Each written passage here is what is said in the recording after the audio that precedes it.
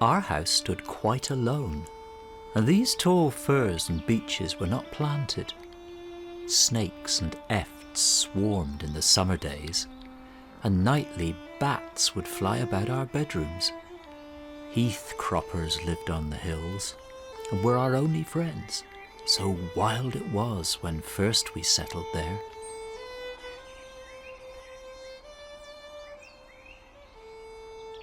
Hello and welcome to Hardy's Cottage, birthplace of Thomas Hardy, one of the great English language novelists and poets.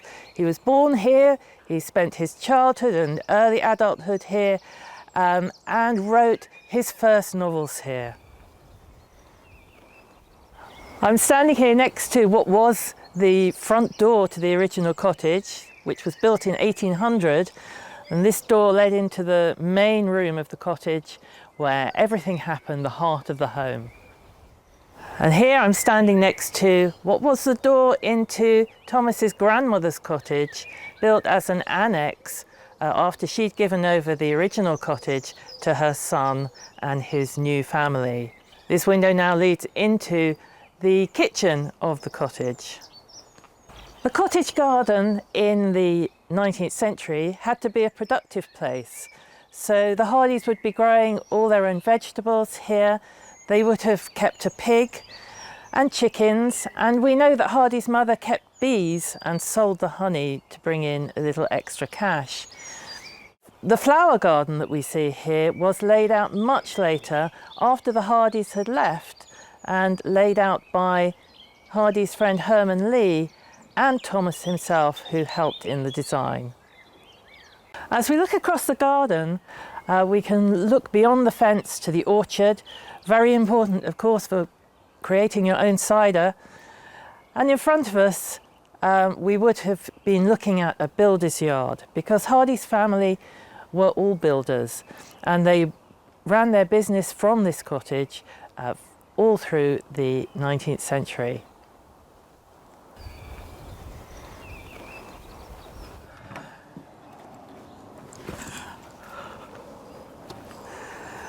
The Hardys had the latest in modern sanitation, an earth closet invented by the Reverend Henry Moore, the Vicar of Fordington in Dorchester. And he was inspired to invent this after terrible cholera outbreaks in Dorchester at the beginning of the 1800s. Of course, you did have to walk all the way down the garden to get to it. And here's the view from the loo. Next to the earth closet is the Woodshed, a really important building full of tools and equipment for working in the garden, including maybe Jemima's skep beehives.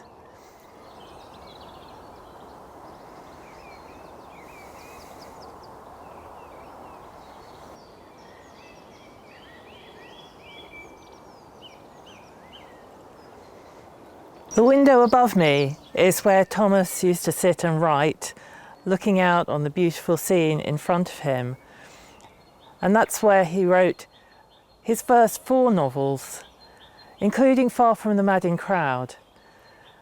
And there's a lovely story that in 1918 he gave the manuscript of Far from the Madding Crowd to be auctioned for charity. And on the day that it was sold, that evening he came and sat in the garden looking up at the window where he'd written that novel, as if he was saying goodbye to his child. Here we are in the parlour, the main room of the cottage, and here all the everyday living was going on. We can imagine her cooking on the open fire, or we could imagine Thomas and his little sister Mary sitting with their grandmother on the settle, listening to her stories about the Napoleonic Wars, or the local folk tales and tales of smugglers.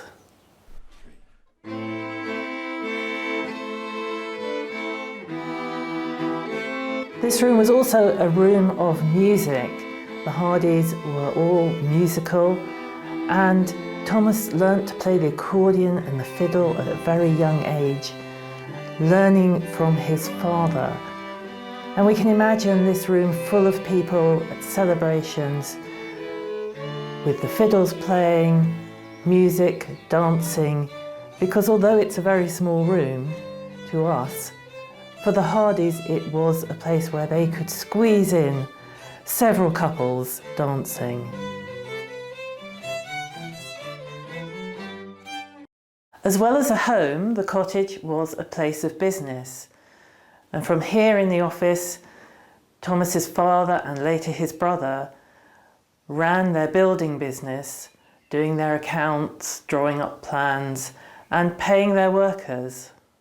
Census records tell us that the Hardys employed at various times up to 9 workers, and they would be paid through this window. They had to line up outside to collect their wages, because even in the working classes there was a hierarchy and the labourers would not be invited inside the cottage.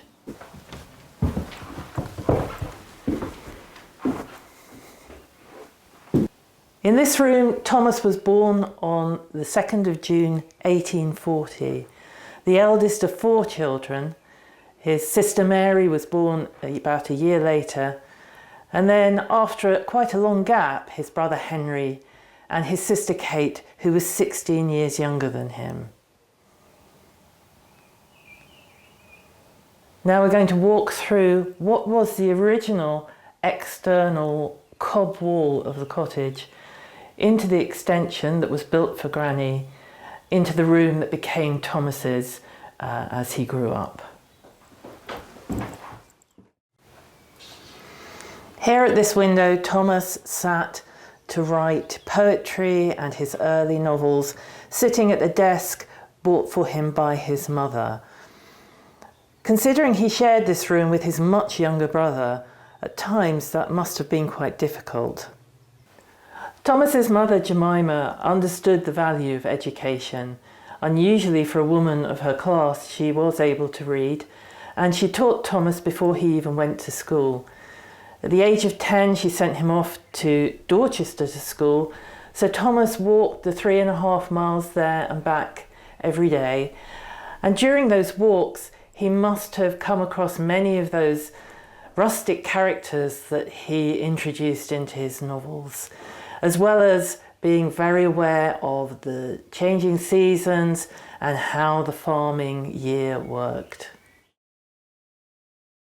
So here we see Thomas, age 16, just starting out on his career as an architect's apprentice, and here is his younger brother Henry.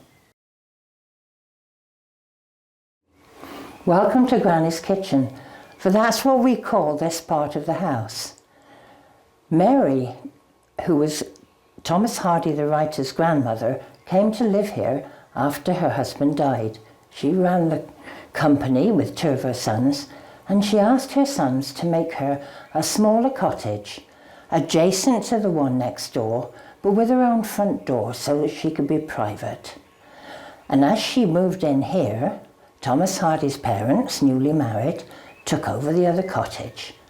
And in the June 1840, Thomas Hardy was born. I have this imagination that as he could toddle about and start to look at the world, he'd come round to see what his granny was doing, as most young children would. It was said that Granny was a very good storyteller. Bless her, when she came here, and she was a young woman, just newly married, we was at war with the French, that terrible man, Napoleon Bonaparte. She would have worried that the French army was going to come marching up Cuckoo Lane any time. Everybody thought there'd be an invasion. So I'm sure that she would tell young Thomas as he grew up all about those memories that she had. She was a busy woman in here.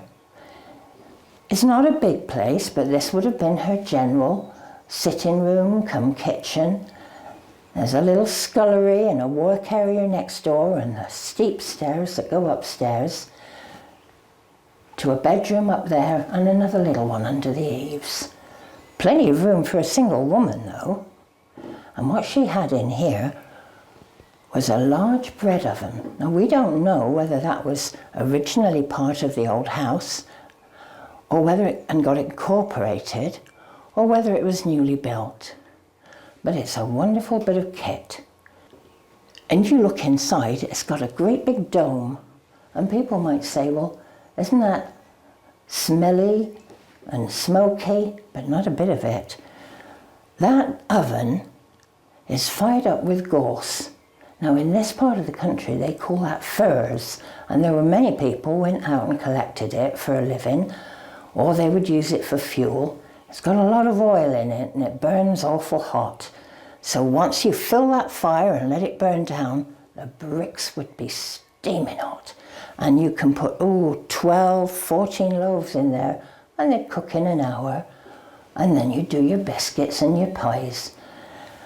And people would come and share the oven because very few people had them. Most working folks just cooked on an open fire with a soup kettle and a pan.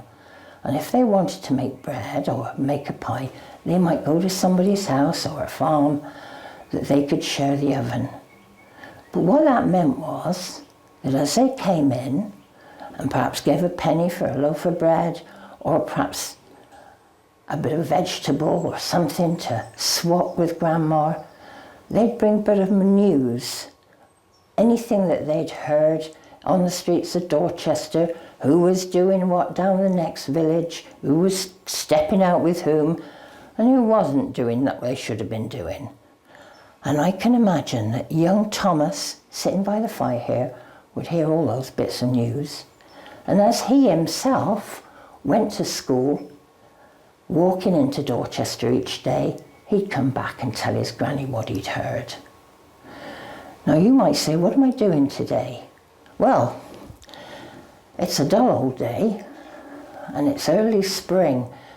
There's a lot of blossom on the trees, but by goodness, there's no fruit anywhere. There's precious little in the garden. Bit of rhubarb, bit of kale if you're lucky. But there, if you've been careful and kept stuff over the winter, as many a person has a clamp full of good carrots, and as you know, they make a very good stew, but you mash them down with a bit of honey and they'll make a very good cake. Likewise, a few parsnips mashed down and sweetened up. Very nice indeed. Well, today I found that I had a bit of cheese in the larder. It wasn't looking very good, so I grated it up and I've made a few biscuits. And then I add some milk for a day or two, and as you know, the cream rises to the top, so I've skimmed it off and I've been making myself some butter. When you press it, you beat it, then gradually you end up with your butter and some buttermilk. And you don't throw the buttermilk away because you can make a lovely cake with that, or you can put it in some bread. And then I thought to myself, I'll walk up the woods, because this time of year, as you go to the top of the hill, you'll find the ransoms all out with their flowers just appearing. You can't mistake them for the smell, but they're very good if you put a handful of it in the stew. And today I've chopped some up and I thought I'll mix it with me butter.